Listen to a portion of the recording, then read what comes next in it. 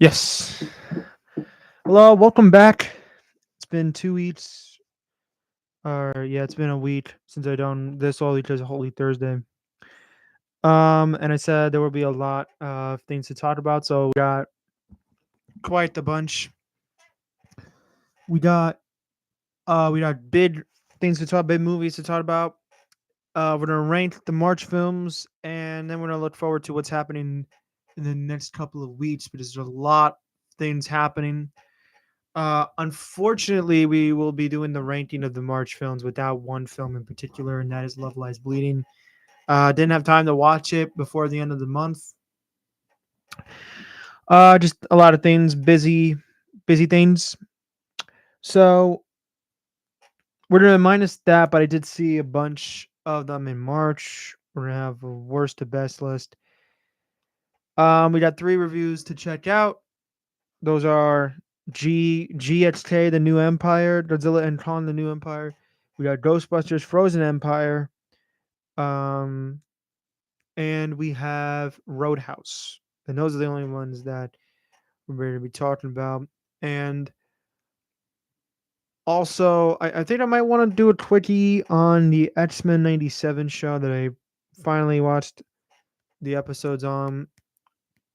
But we'll see. We'll see what happens. I do want to give um I just want to check real quick. Okay, so we're up 3-0 now, which is awesome. The Mets. So we're gonna get started. I think we're gonna do in order of releases. So I'm gonna start with Roadhouse, and then we're gonna work to GVK, and then we're gonna do the rankings, and then Ghostbusters is in the middle. Because why not? That's what I want to do. So let's get into it. So let's get started with Roadhouse. I'm gonna pull up the stats real quick for the film.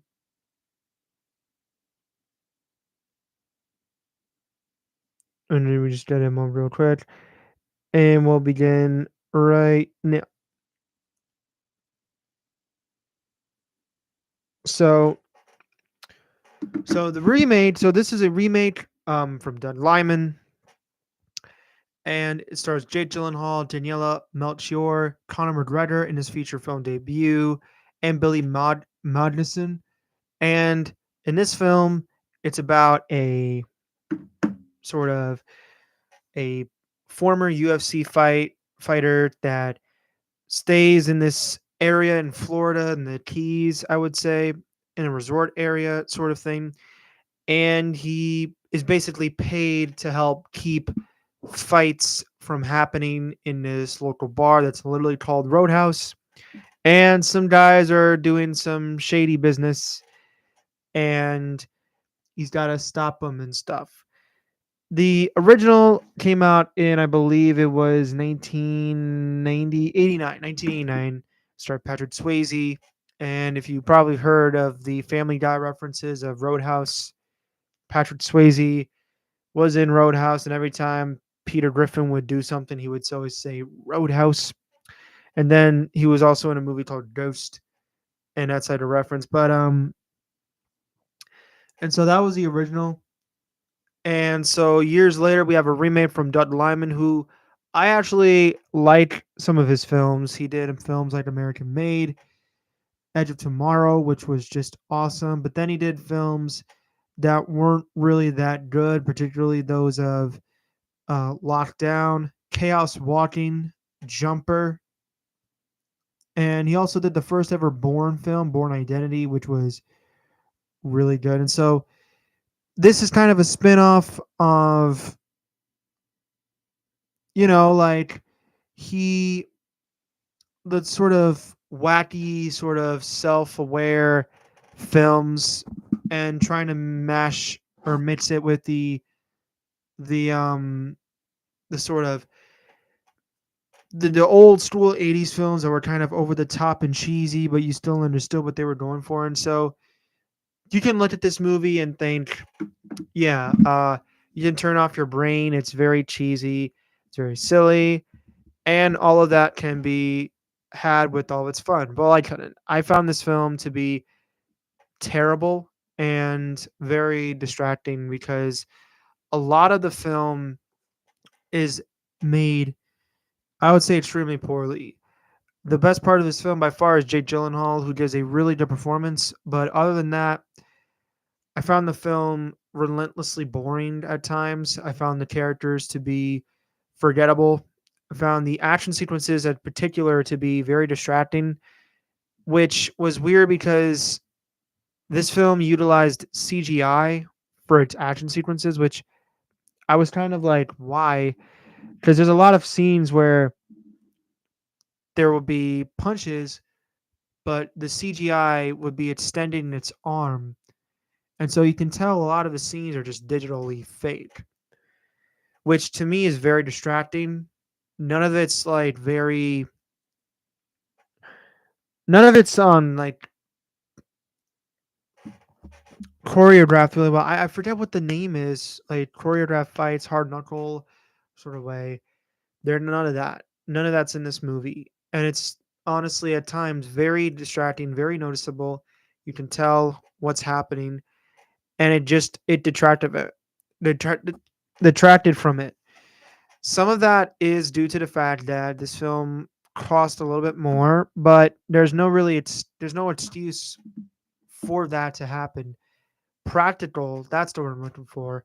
They wanted to go practical, they could have, but they didn't. And so it almost makes it look very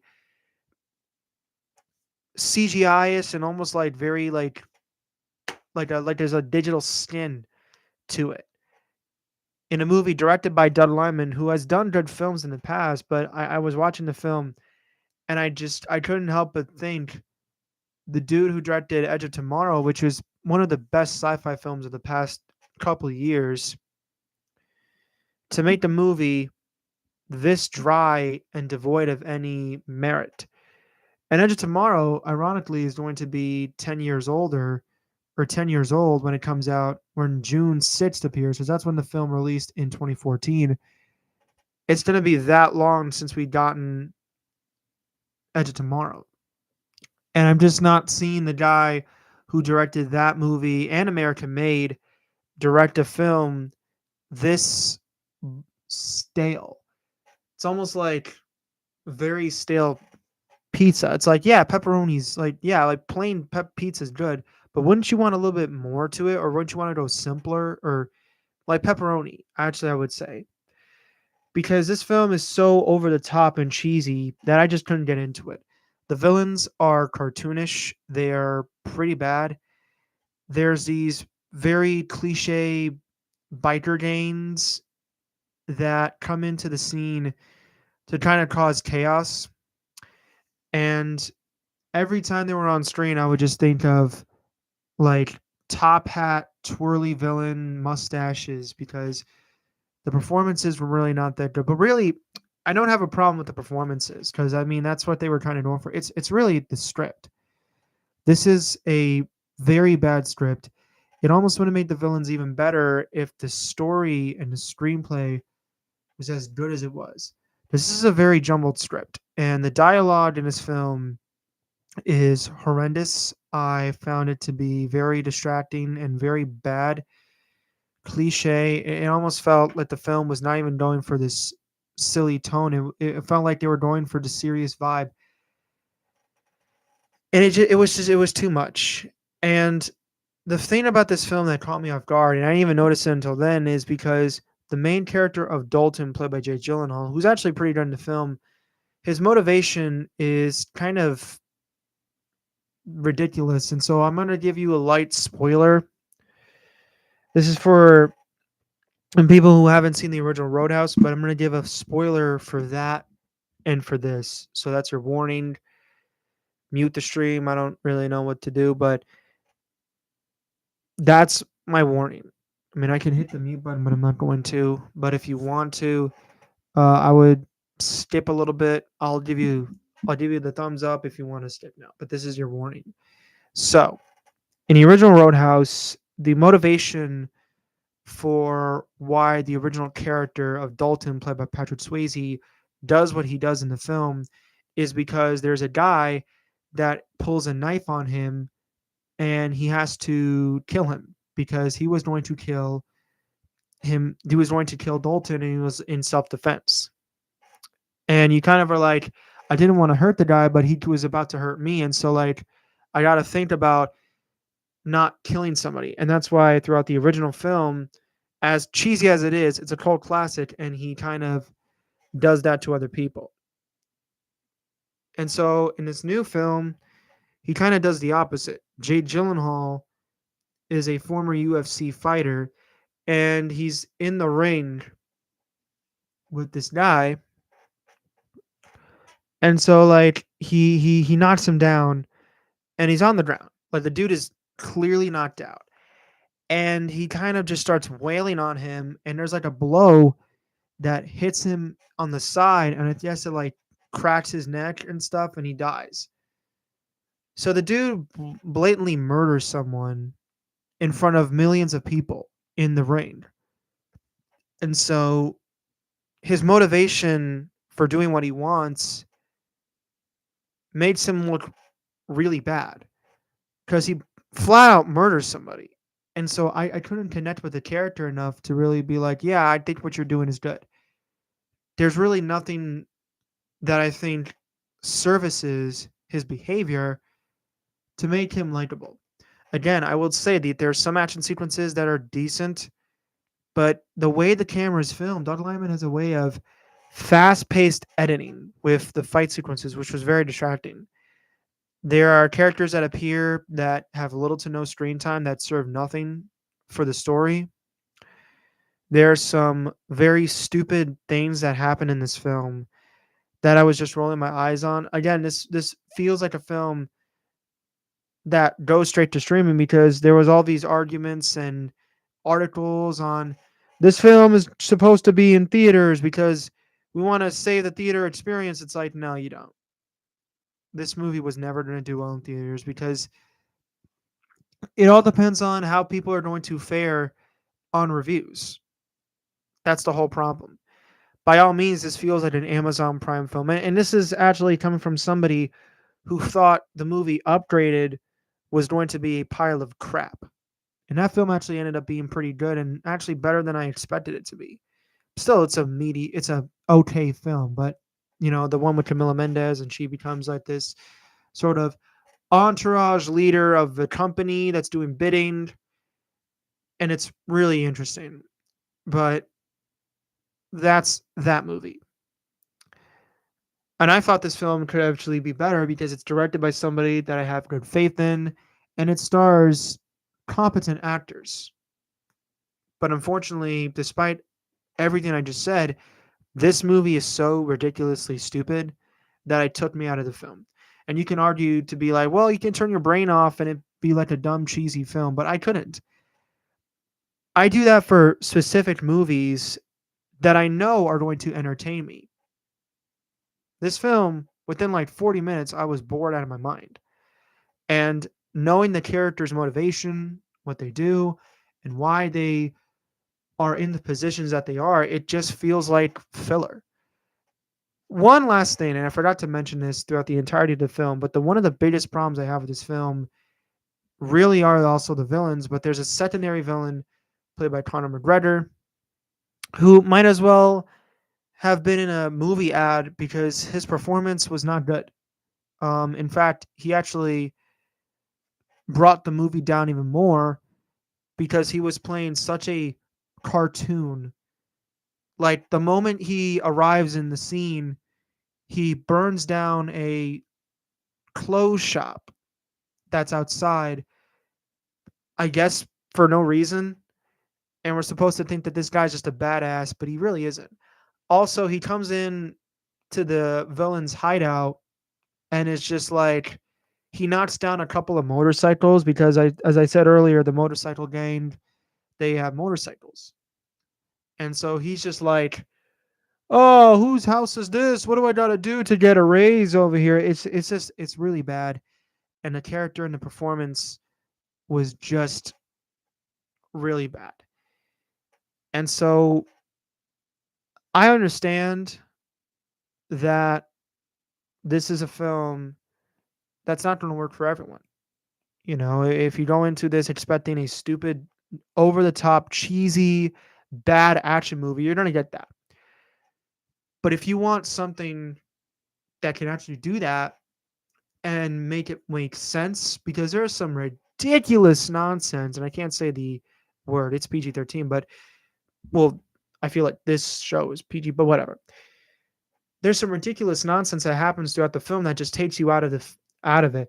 It almost feels like Fast and the Furious with the ridiculous stuff that happens, because there's a scene in which Conor McGregor, he tries to find Jake Gyllenhaal or Dalton, and just out of nowhere he just stops in the middle of the road and I guess beats a guy up and takes him out of his car, because the next scene is him running through a building to get to Jake Gyllenhaal's character. And so I just couldn't buy it. This film didn't work for me, and it could have been a very nice, fun, cheesy throwaway film, but I tend to take very much serious tone, and I'm very aware of bad movies. Even if the film is trying to be over the top and trying to be silly, I take offense to that, because I'm not stupid. Nobody is in the world is stupid. Well, maybe if you do something right. And this film didn't really do that. Is it going to entertain people? Absolutely. But as somebody that wanted a little bit more from this film, this feels like a movie that would have done better years ago if it was made at a time that I think would have made sense for this film. I'm going to give Roadhouse a D plus. Again, I will say Jake Gyllenhaal steals the show. He's really done the film. He's committed to making the movie work, and that's the best I think this movie can do. Beyond that, I think this film is really, really freaking boring. The action sequences were handled so poorly. The fights were done with really noticeable CGI. It didn't work. And I understand that, it's supposed to not work. It's based off of an old throwaway film. But aren't throwaway films supposed to be good too? Like the original Roadhouse, it's a classic. It's not supposed to be like, we know it's a bad movie, but it's a classic film. This film has such a glossy tone and a polished finish that I just couldn't take it seriously. It's streaming on Prime Video right now if you want to check it out. My recommendation is don't, but again, I am not the one to tell you what to do with your life. So if you want to check it out, it's streaming on Prime Video right now. Do it. Also, it's way too long. It's 2 hours, and I was bored within like the first 40 minutes. So that's what I'm going to say right now for that.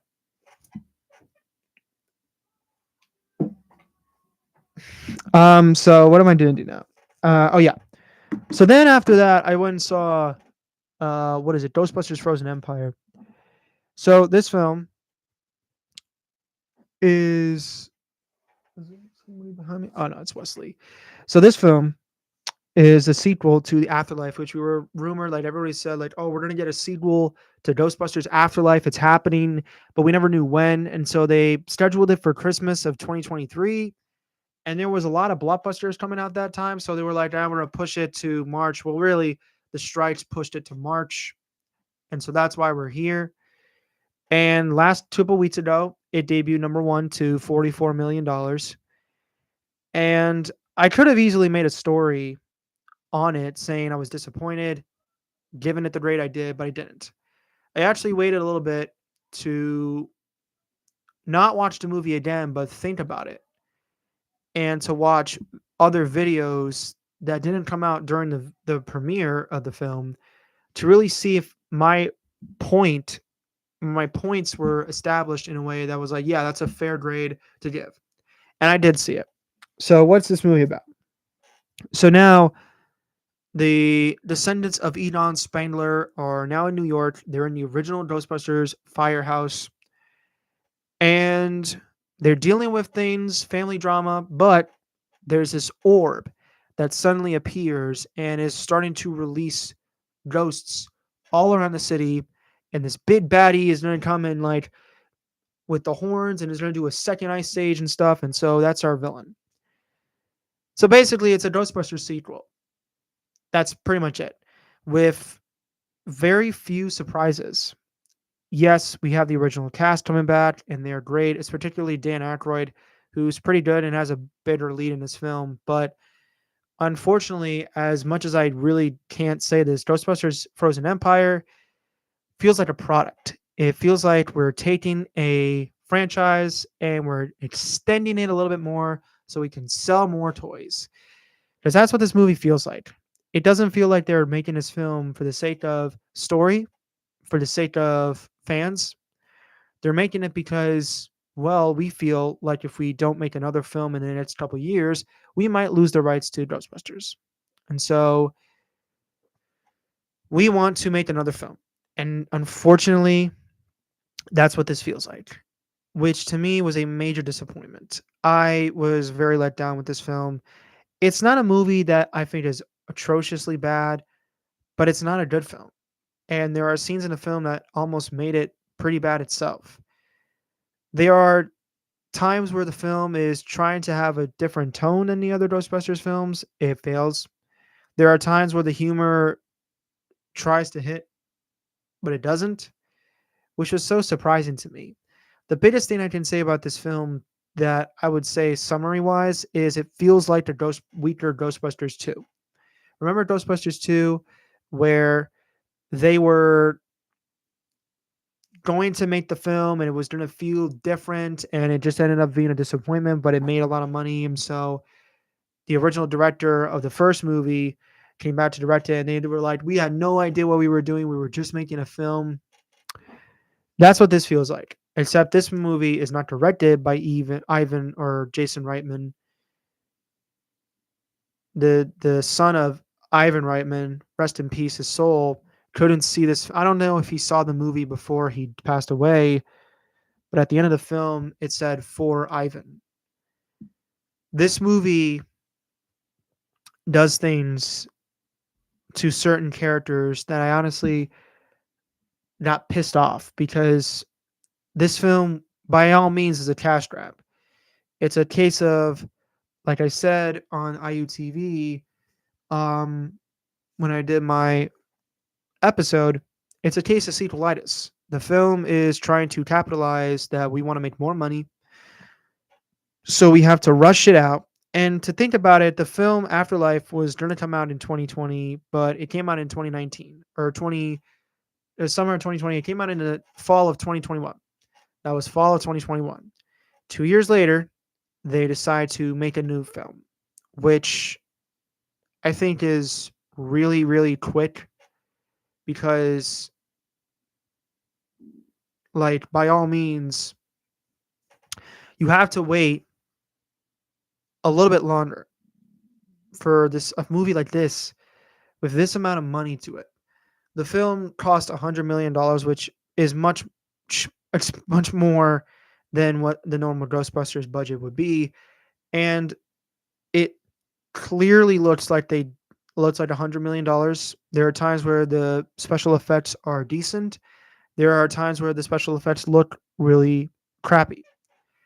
And there's one scene in particular, and it shows from the trailer where they're fighting a serpent thing, and it just looked fake. It just doesn't look real. Like a lot of it's glossed over. And that's the problem I have like with the Roadhouse film. You can tell things are just digital. You can tell it's not practical.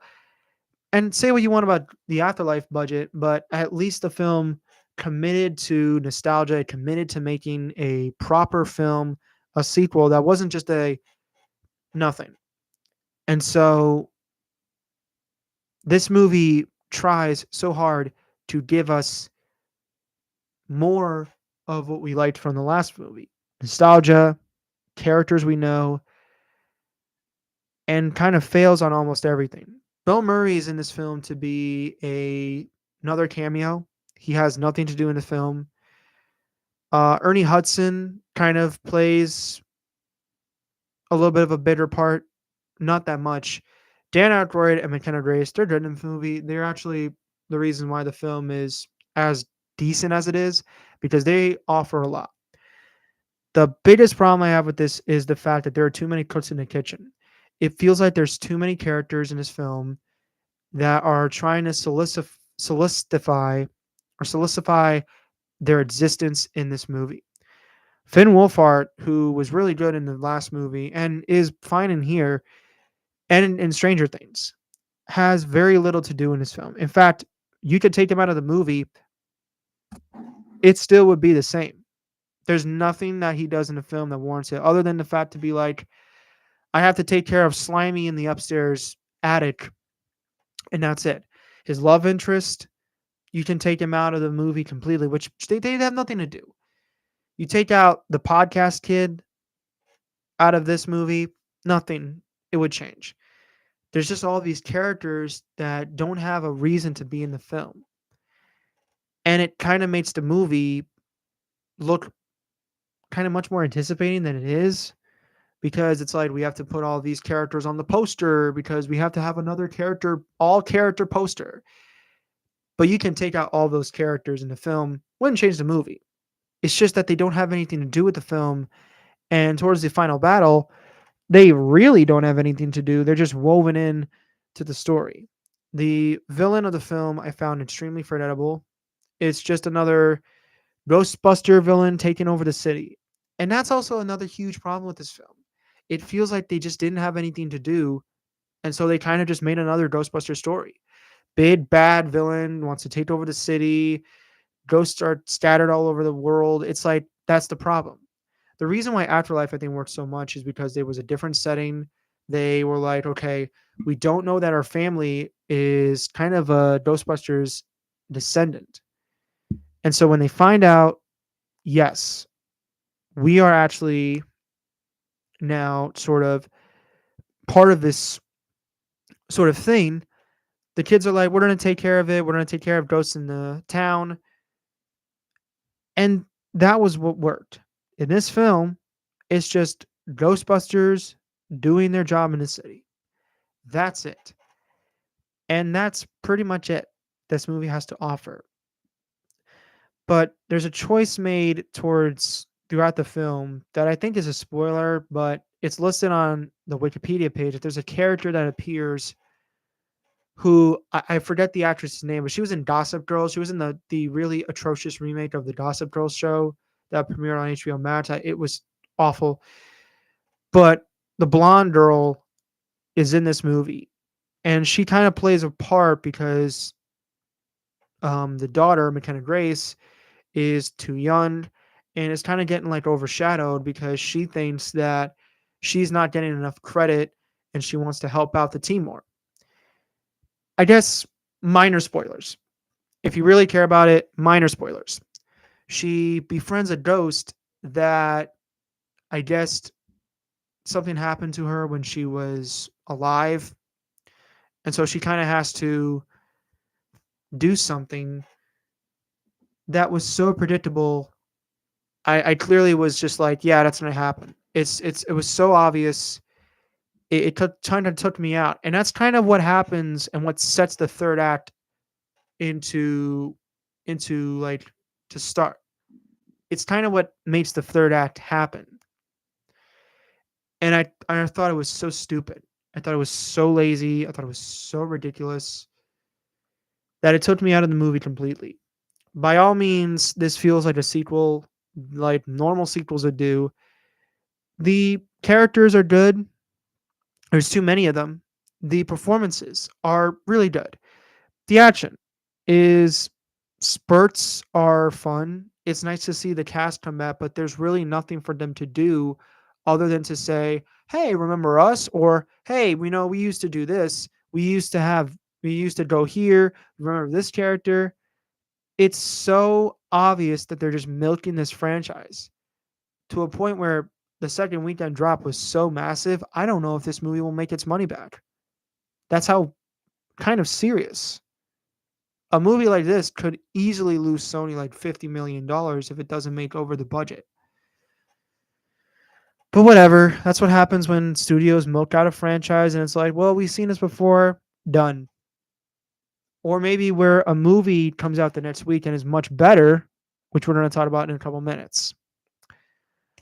But yeah, this one didn't do it for me. It felt like they were just milking it out for the sake of nostalgia. And that's not really what I like. It's a mad movie, but it really kind of disappointed me too because I liked Ghostbusters Afterlife. And for the longest time, a lot of people had problems with Ghostbusters 2, but to be honest, I like Ghostbusters 2 more than this movie. Is it as bad as the 2016 film? I guess not, because the Ghostbusters 2016 movie just didn't really do anything for me.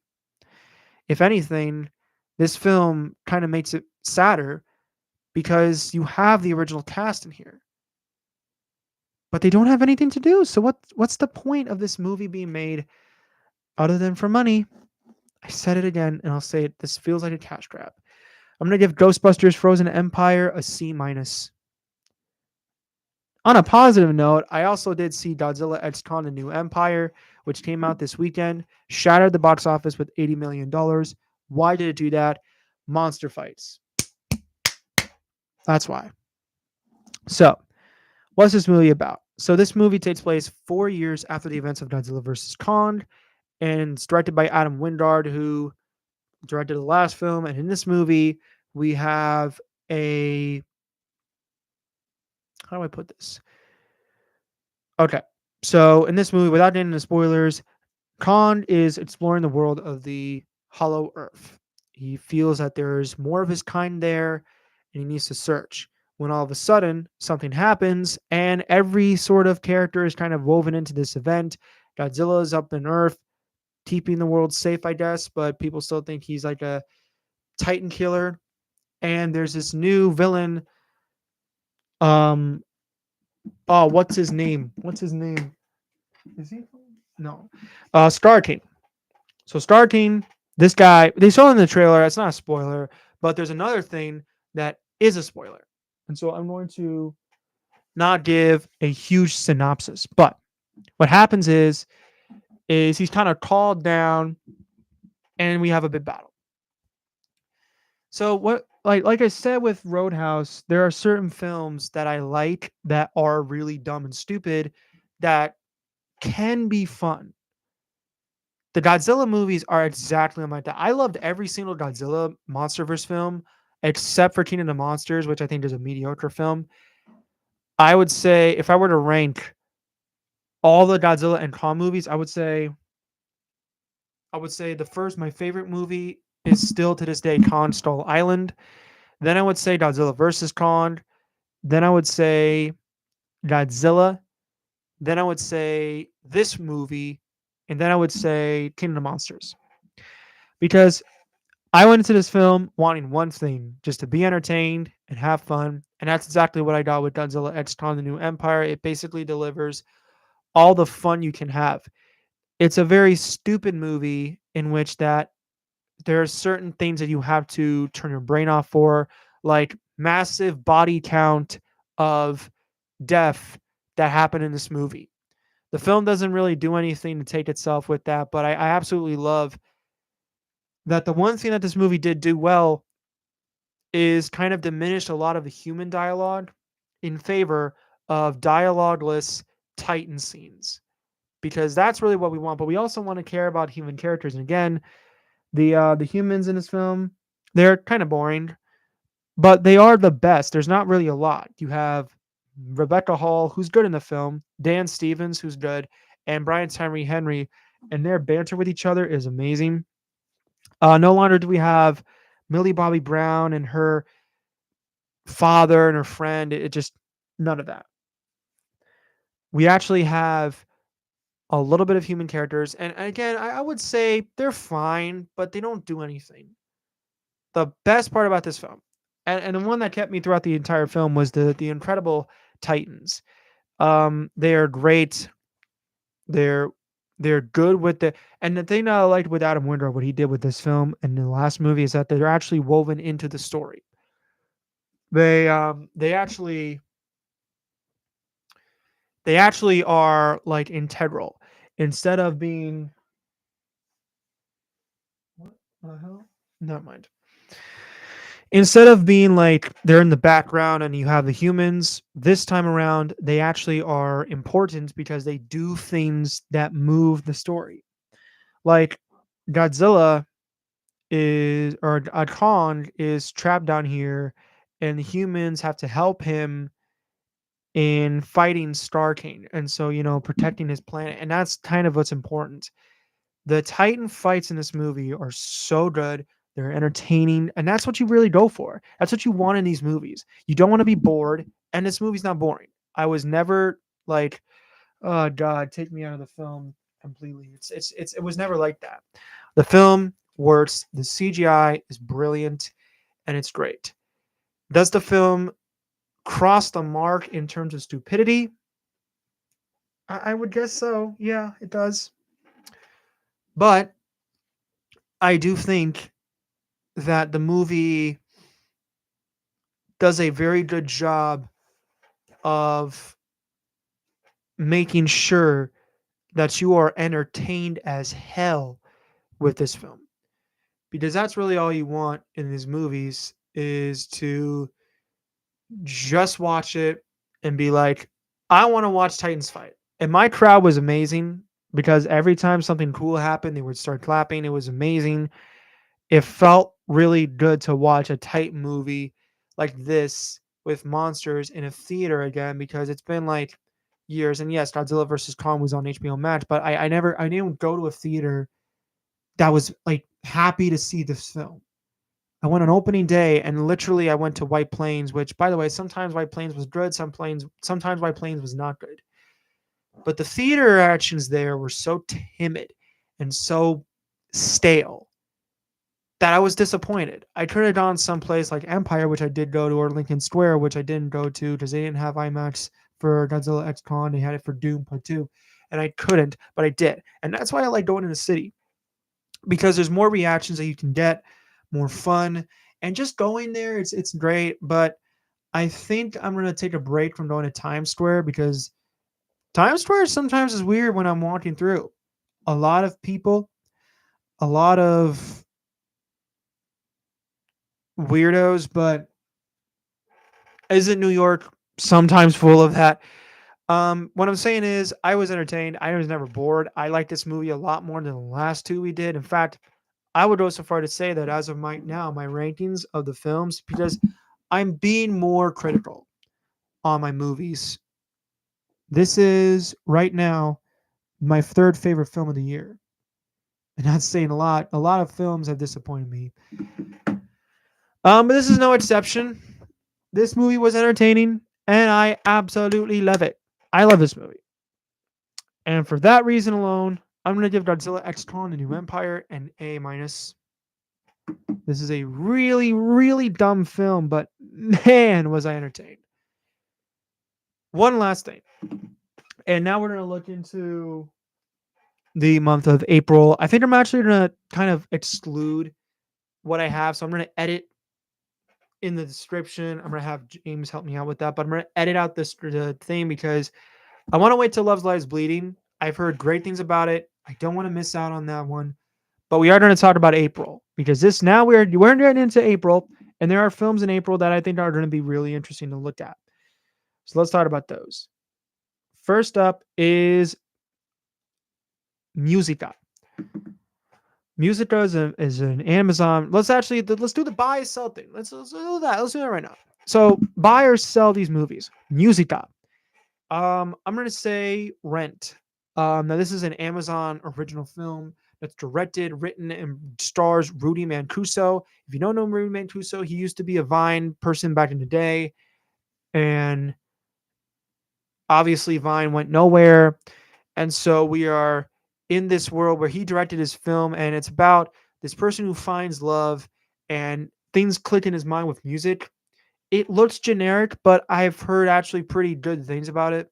So I would say Rent. I'm in the middle. Monkey Man. Bye. This is one of my most anticipated films of the year. Directed by Dev Patel, produced by Jordan Peele, and this movie has gotten great reviews. I'm so happy. I'm going to see it tomorrow. It looks intense. It looks awesome. And I just want to see a movie like this in the theater, you know. Fortunately, I'm not going to the city, which I really did want to, but I'm not going to. because the Dolby theaters and the premium for I think the Dolby theaters are sold out for Empire. There hasn't been any tickets for in Lincoln Square, but um, that's that. Then we have um the first Omen, and I've actually heard great things about the first Omen, so I'm actually going to say bye for the first Omen. This movie looks really good. It looks brutal. It looks intense, and I'm down to see whatever crazy. Can't say it, but I really am down to see what they got because this thing was originally NC-17, and so they had to move it down to R-rated. So I want to know what in the hell they had to cut out to make this movie R-rated from an NC-17 rating in the theater because that gets me interested. Next up, Civil War, the new Alex Garland film, which will be his last film directing. Unfortunately, he announced that he will be retiring because he doesn't want to direct anymore. This is a buy. I've heard nothing but great things coming out of South by Southwest. Um, it looks great. It looks intense. This will be their first wide IMAX release, which is awesome. Performances look good. This movie looks gripping and unsettling. And plus, we're in a year of an election. And again, that scares me because we got two sides. And it's like, I just want to be a happy man. I just want to be happy, sir. I want to be happy. So I don't care what happens. But what I do care about is this film being awesome. And I haven't seen a war film like this in years. So that's what I'm anticipating. Next up, the Ministry of Ungentlemanly Warfare, which is a new Guy Ritchie film. And I would say bye. Um, it looks intimidating. I do like the fact that Guy Ritchie is doing his Guy Ritchie-isms.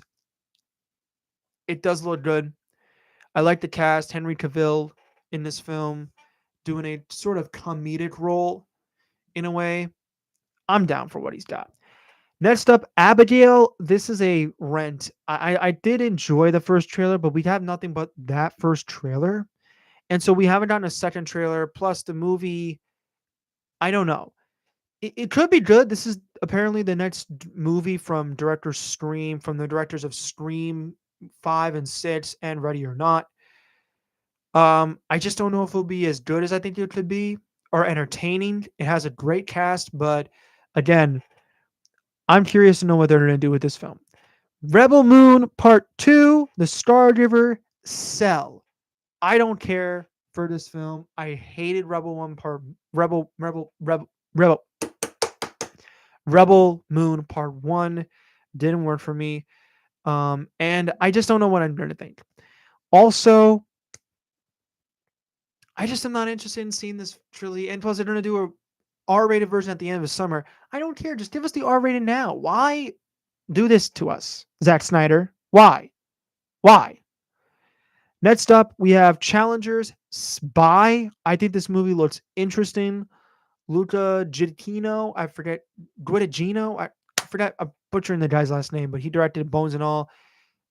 This movie stars Zendaya. It's the tennis movie. That's all you need to know. That's all I'm going to say, because there's two boys that are intimate with Zendaya and they want to participate in tennis, and Zendaya's coaching both of them, so it's kind of like a battle for love. And then finally, Boy Kills World, Cell, or no, Rent. This is an action movie from Bill Skarsgård starring as it, and it's like this deaf person who kills people. I didn't even know the movie was coming out until like a month ago, so that's that. I'm interested to see what he does or what they got. But yeah, that's gonna wrap it up for this stream. I didn't end it early again.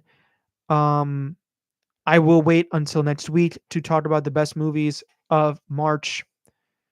So yeah, thank you guys so much for tuning in to the stream. Let me know what you guys think of the films that I listed. Again, it's humble opinions, so we don't have to fight about it. But yeah, that's mine. That's what it is. My name is Hunter HJW, Western Star Movie Podcast, and I am signing off. Hopefully not for the last time, but a couple times now. Thank you.